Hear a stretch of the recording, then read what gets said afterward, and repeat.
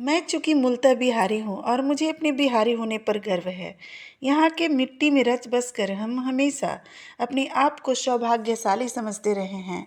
पर यह सिर्फ हमारी अपनी मनोभावना है क्या? सबकी अनुभूतियाँ हम बिहारी होने को लेकर गर्वित है, ये आज का सवाल है। मैं अपनी बिहार के छवि पर एक दृष्टिकोण डालती हूँ। बिहार जिसकी ऐतिहासिकता बेहद गौरवशाली रही है। यहाँ एक से बढ़कर एक मेधावी, बहादुर, श्रेष्ठ व कलाकार व प्रक्रांत विशेषण वाले महापुरुष हुए हैं। यहाँ की उन्नत जमीन की वजह से हमारा राज्य हमेशा कृषि प्रधान रहा है। यहाँ के जमीन की उपज की तुलना सोने से की जाती रही है। यहाँ के लोग काफ़ी बुद्धिजीवी, सरल व मिलनसार भी होते हैं। हमारे बिहार के ही लोग प्रायः वैज्ञानिकता के हर क्षेत्र में अग्रणीय रहते रहे हैं। यहाँ के लोग आस्थावान हैं और सदा भविष्य के लिए आशातीत रहते हैं। यहाँ प्रामाणिकता के साथ साथ मन व भावना की भी महत्वपूर्णता को जीते हैं लोग। हर क्षेत्र विशेष में उच्च स्तरीय योगदान रहता रहा है बिहार व बिहारियों का।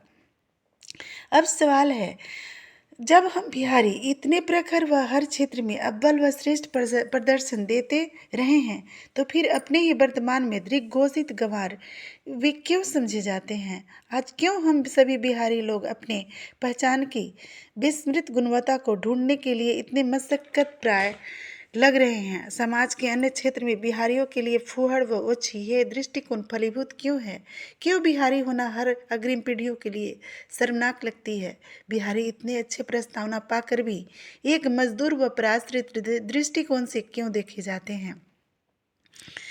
कहाँ खो गया है हमारे बिहार का मान व बिहारियों का स्वाभिमान? चलिए विषय की प्रस्तुति को लघु लेख की तरह संक्षिप्तता देकर प्रस्तुत करते हैं। दरअसल बिहार के चिरहरण की कहानी गुलामी के समय से शुरू हुआ। चालबाजियों व धूर्तता के बिसात पर मोहरे बनाकर आस्तिक भोले सरल बिहारियों को गोटे भांजे गए और अंततः बिहार बनाम सोन बिहार अपने आवरू से नग्न होता गया। हमारे बिहार के कांति पर दाग यहीं से लगना शुरू हुआ। ये बात पुरानी हुई। ये कोई प्रथा नहीं है जिसे सौजन्य स्वरूप याद रखा जाए, पर रूढ़िवादिता, पाखंड, आडंबर, छुआछूत, द्वेष, ईर्ष्या ये सब लक्षण यहाँ के लोगों में सर्वाधिक प्रचलित है। हकीकत से ज़्यादा दिखावा जीने की कलाकारी यहाँ विरासत की देन नहीं है, अपितु साम्राज्य के विच्छिन्न हो जाने के बाद एक सामर्थ्यवान के जख्मी आत्मा या प्रकंपित रूह पर आवरण है, जो कैसे भी अपनी भावनात्मकता के पोल पर उहाड़ लगाए छंद भाव को ही जीवन शैली अपनाते रहे हैं। अंग्रेज कब के हिंदुस्तान से गए, पर उनके द्वारा चले गए चाल आज भी सुचारू चालू है। भेदभाव, असमानता, अशिक्षा मानसिकता के थिर विलंबित है। हम बिहारियों के उपेक्षित होने का कारण अशिक्षा और यही सब आडंबर है। भरे राशि जनसंख्या में जो एक मुट्ठी लोग काबिल होते हैं, शिक्षित होते हैं, वो भी सामाजिक संकीर्णता से अलग नहीं रहते। सर्वप्रथम हमारे यहाँ का प्रचलन रहा है कि जो लायक है, सफल है, वो विदेश जाकर रहेंगे। उनके दृष्टिकोण में भी अपनी मिट्टी की सुंध दुर्गंध लगने लगती है। अपने ही घर, रिश्ते, समाज के गणमान्य लोगों को फूहड़ व बेगार समझने लगते हैं। यानी विकसित होकर भी यहाँ का फसल मिट्टी को हलकट व अमान्य समझने की भूल करते रहते हैं। फलस्वरूप जो प्रगतिशील है वो पलायन कर लेते हैं और यहाँ श्रम व आशावादिता का पारिश्रमिक अश्रु व लाचारी रह जाती है। अपनी नज़र में स्वयं के लिए इज्जत नहीं रहने पर लोगों का मुंह भी इसलिए खुलता है कि बिहारी लाचार, उपेक्षित व दयनीय है। झूठा व मक्कार तक आरोप लग जाता है, क्योंकि प्रगति ने हमें ऐसा ही कहलवाने का अवसर दिया होता है। हमारे यहाँ लोगों के सपने अर्थात ख्वाब बच्चों को विदेश भेजने से संबंधित ही रहता है। दूसरे लोग भी बड़े इटलाकर व गर्व से कहते हैं, अरे फला के तो नसीब ही ऊंचे है, उसके बच्चे विदेश में हैं। यूँ कुप्रभाव से प्रभावित लोग एक दूसरे को बढ़ावा देते रहते हैं। यानी इस दृष्टिकोण से हमारे देश की सशक्त ऊर्जा विदेशी भू के लिए मशक्कत प्राय वहाँ मजूरी करती है और यहाँ सशक्ता रूह दिखावे के प्रपंच में है ना ऐसा खेतप्रद। अपने समाज के शिक्षित लोग ही ही अपनी औलादों को उचित शिक्षा दिलाकर उसे विदेश भेजकर परवरिश और उत्तरदायित्व से मुक्ति पा लेते हैं। फिर यही लोग सामाजिकता पर दृष्टि घुमाकर बड़े हिकारत से अपने देश, राज्य, प्रांत या समाज की निंदा करते हैं, उसे कलुषित कहते हैं। ये तो बात हुई दुर्गंध आपकी, और नाक भी आप ही से फोड़ते हो। अक्सर यूं ही बयानबाजियां सुनी जाती है। अच्छा, हमें इन सब से क्या मतलब? झंझट उठाकर कौन सिर लादे भला? राजनीति के दलदल में कौन अब पाँव डालेगा? एक बात और, ऐसे लोगों को जो राजनीतिक सामाजिक गतिविधियों से खुद को अलग बताते हैं, उन्हें सर्वाधिक त्रुटियां इन सब में दिखती है, जैसे रास्ते रोड खराब, डुप्लीकेट दवाइयों का वितरण, खाने पीने की वस्तुओं में मिलावट, बिजली बत्ती की समस्याएं, देश राज्य की अर्थव्यवस्था संबंधी तकलीफें इन्हें बड़ी खिंचाती है। भाषणबाजियों में, बयानबाजियों में ये तरुण देश की करुण हालत बड़े शौक व पुरजोर होकर बखानते हैं। ये एक कटु सत्य है कि किनारे बैठकर मोतियों के हकदार ज़्यादा हैं अपने समाज में। समाज में अगर बुराई है तो अच्छाई भी है।